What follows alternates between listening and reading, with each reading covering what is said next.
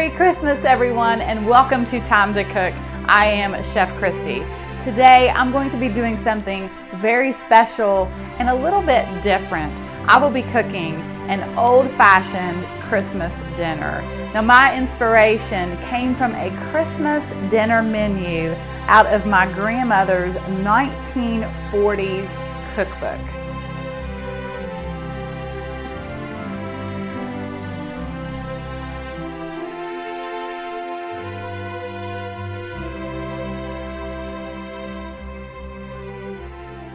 And after a lot of internet searching for popular Christmas dishes from the 1920s to the 1940s, I came up with a very special menu that I am excited to share with you.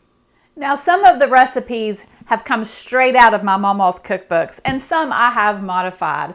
So join me today in my kitchen as I cook an old-fashioned Christmas dinner.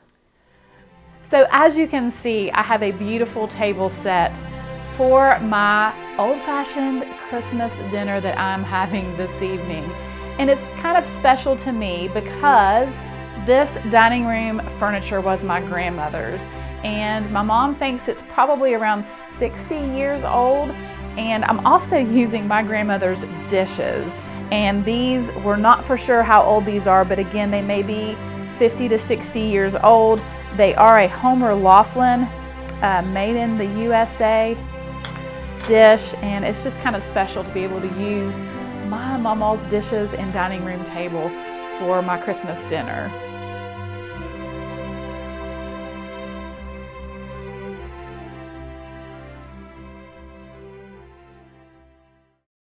Goose is an all-dark meat with a strong, rich flavor, more like beef than chicken, and goose has more protein and less cholesterol than turkey, duck, or beef.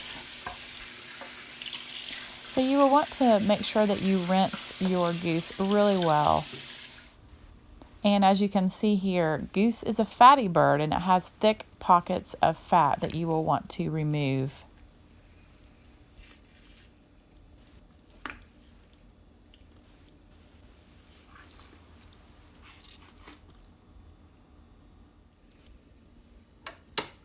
And you will also want to trim some of the excess skin.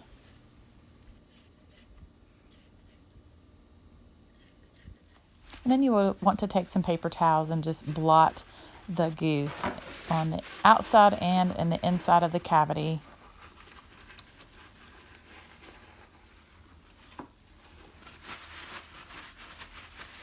So what I have here is a goose. Yes. I'm roasting a goose today, and I must tell you, I have never roasted a goose or had a roasted goose. I have had duck, so this is new to me. I am excited to try it. I have watched many YouTube videos, read many articles on how to roast a goose, so hopefully I will have some success. You're to take a fork or a tip of a sharp knife and pierce all the skin. Now, the reason to do that is because goose is a fatty bird, has a lot more fat, and by piercing the skin, it helps to render that fat out. So, here goes. Let's try the fork first, see how this goes.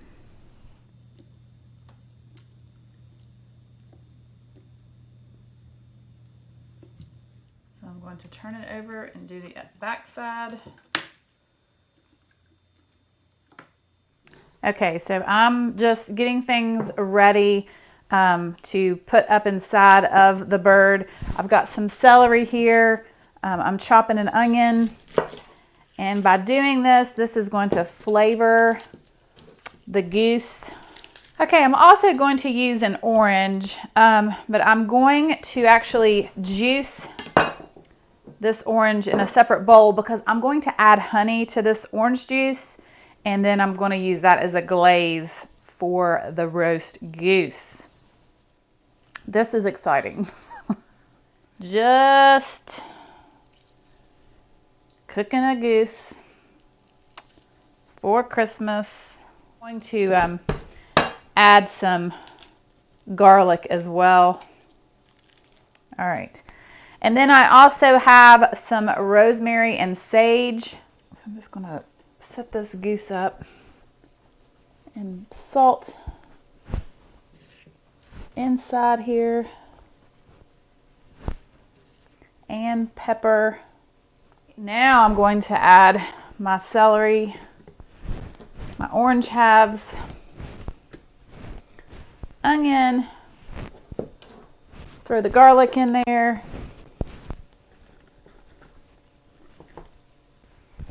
and then put my herbs. Now I'm supposed to salt and pepper the outside of the turkey. I just said turkey and it is a goose.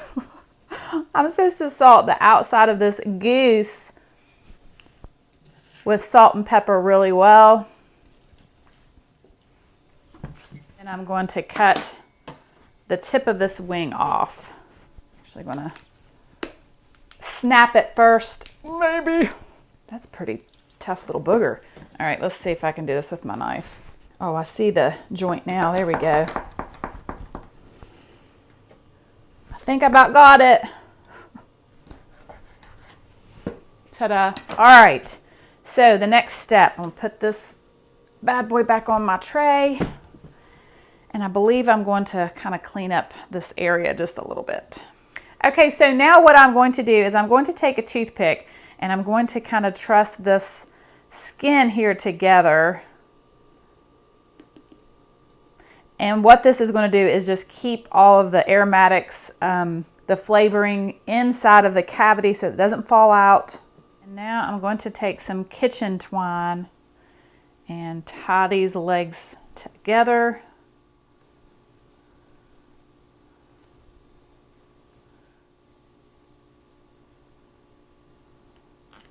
And then I'm going to have one more piece that I'm going to go around underneath and hold these wings up.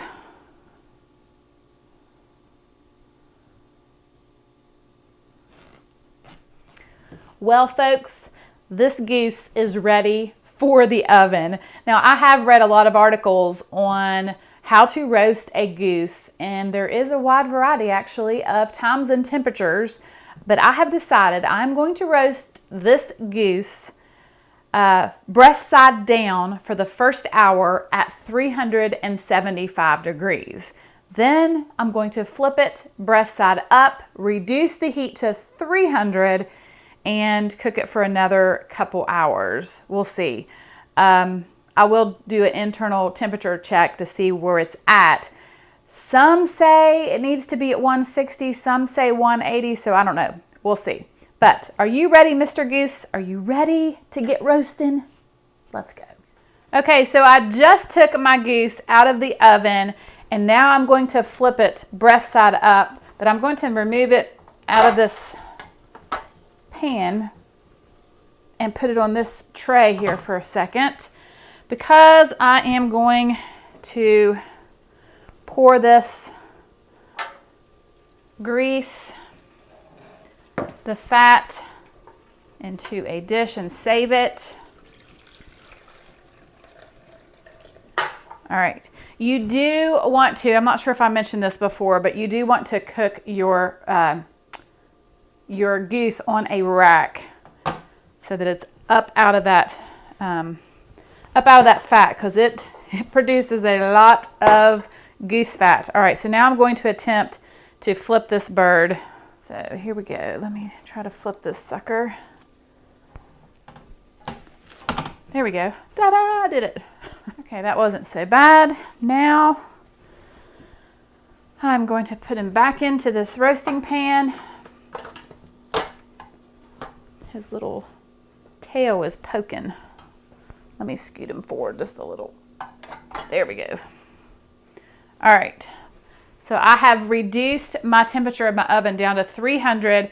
And now I'm going to begin about every 30 minutes basting this goose.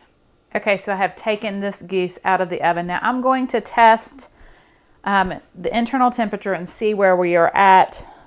And you know you're getting old when you've got to use glasses to read the thermometer. But I'm going to go underneath of this leg into this center part here. Let's see where I'm at. Okay, it looks like I'm at 160. I think I'm going to let it go a little bit longer.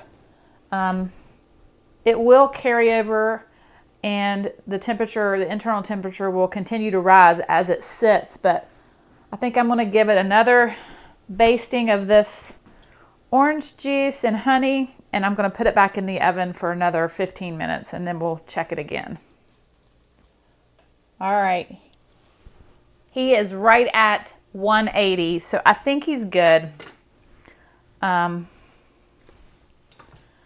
going to take some foil, some aluminum foil, and I'm just going to put some foil over this, and I'm going to let this rest. And that will hold in all those juices. I cannot wait to try this goose. The tradition of a roasted goose on the holiday table goes as far back as the medieval days, right through to the Victorian depiction in Charles Dickens. And a roast goose was a staple among early American settlers and is making a comeback because it's almost always sold as a free-range bird. So something else that I'm going to do just a little bit different is I thought maybe you might be interested in some of the history and the information that I found about what Christmas was like in the early 1900s. So I thought I would share all that with you. What did Christmas look like in the early to mid 1900s? Surprisingly, not much different than today.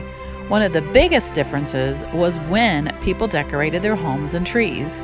Most waited until Christmas Eve because with the use of real trees lit by candles, it wasn't safe to keep one up longer than a few days.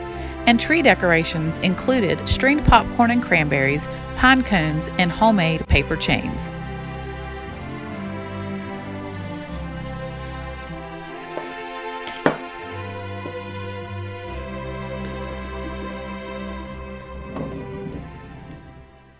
So I have saved this goose fat, and in the culinary world, this is like pure gold. And what I'm going to do is I'm going to roast my potatoes in that goose fat, which is going to give them an amazing flavor and that makes the potatoes nice and crispy. So the first thing that I'm going to do is I'm just going to pour some of this goose fat onto a sheet tray, maybe about a half of a cup. Now I'm going to pop this sheet tray in the oven and get that pan hot and that oil hot before I dump my potatoes in there. And meanwhile, I'm going to salt and pepper my potatoes.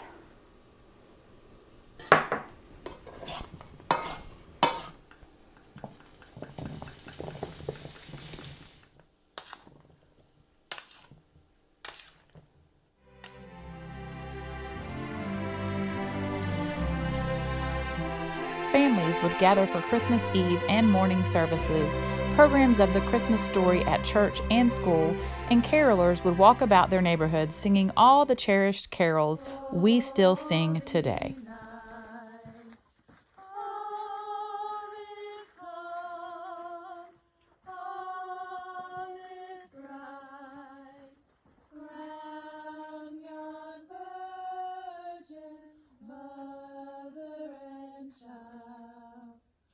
To make a dressing, I'm going to add some celery and onions to some melted butter, and then I'm going to add some dried cranberries. Season with salt and pepper, and then I'm going to add some toasted walnuts and orange zest. Next, I'm going to add some freshly chopped sage, and then the rest of that orange juice and honey. And then I'm going to add some broth that I made from the goose neck and giblets. All right, so I'm making the dressing, and I've got some old bread that I toasted up in the oven. I'm going to add 1 egg to this bowl. I'm really not following a recipe, guys. I'm just using what I've got. And this is an orange cranberry walnut dressing. I'm going to slowly add this mixture here with the onions and the celery and cranberries Just add a little bit at a time, whisking in the eggs, just so that it doesn't scramble those eggs. Now I'm going to pour this over my bread. And if I need some more liquid, I can add more of that broth. I can smell that orange from the zest and the orange juice.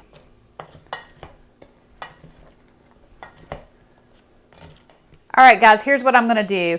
I'm actually gonna pour maybe about a tablespoon or so of this goose fat into this cast iron skillet, because I am going to bake this dressing in this skillet.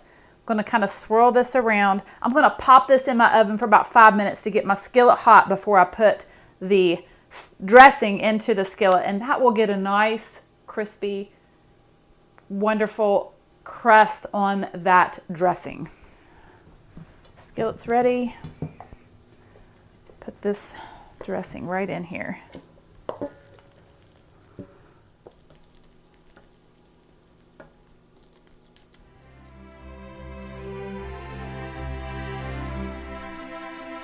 So the hardest part about making a meal like this is the timing of when to bake all the dishes. They all take different amounts of time, so it's just a matter of a little bit of planning. Just chopping my Brussels sprouts.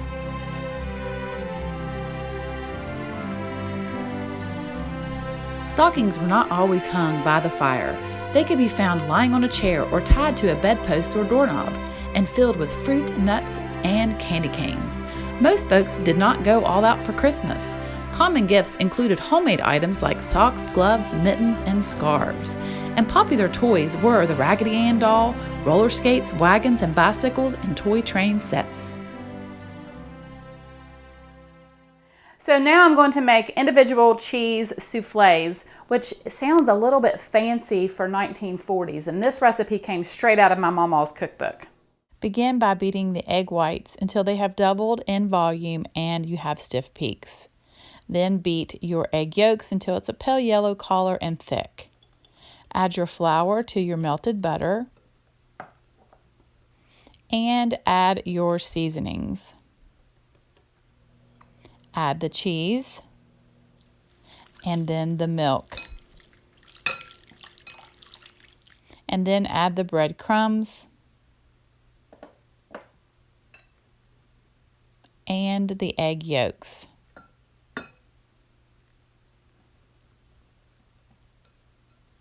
Finally, add the egg whites, folding until they are all mixed together.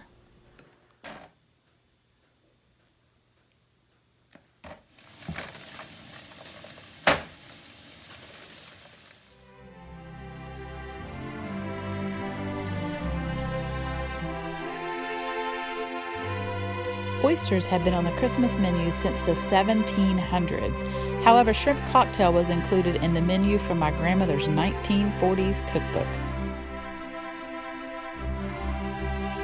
French dressing was the most popular salad dressing and was a basic vinaigrette, combining oil, vinegar, very little sugar, if any, and spices including paprika, which gave the dressing its color. Bottled French dressing was being sold by the 1920s, but it is not clear whether it included ketchup at the time. Today, there are many recipes, and most do include ketchup and more sugar than the original. For dessert, I made a delicious gumdrop cake, dating back to the early 1900s. Applesauce or fruit cocktail was also commonly found on the Christmas menu, with the addition of nuts.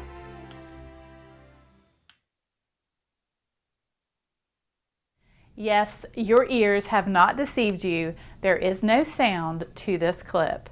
I was showing you my entire old-fashioned Christmas spread. I had such a wonderful time cooking this meal and sharing my experience with you. And I hope that you enjoyed watching me prepare all of these dishes and maybe even learn some things as I did. Christmas is that special time of year we spend with our family and friends, baking cookies, decorating the Christmas tree, sitting down to share a delicious meal, watching Christmas movies, giving presents, and just making those sweet memories to last a lifetime. But the most important part of Christmas is the gift of a Savior, born in a humble manger in a town called Bethlehem to a young virgin girl named Mary. And this is the reason we celebrate. Let us never forget. Merry Christmas and God bless each of you. And thank you so much for watching, subscribing, and supporting my channel. See you soon with more recipes.